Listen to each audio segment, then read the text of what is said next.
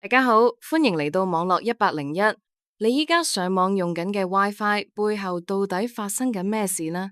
今日我哋由最基本開始講起。簡單嚟講，計算機網絡就係將兩部或者以上嘅設備用有線或者無線嘅方式連埋一齊，等大家可以互相傳送資料。無論你每日上網睇片、覆 WhatsApp，定係同朋友打機連線，其實全部都係靠網絡幫你將數據傳嚟傳去㗎。一個最基本嘅網絡只需要三樣嘢：發送端、接收端同埋傳輸介質。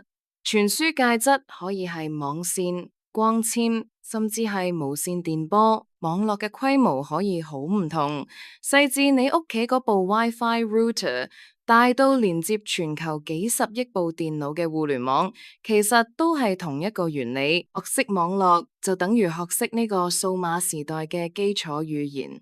呢度係我哋101集旅程嘅起點，我係網絡101，我哋下集見。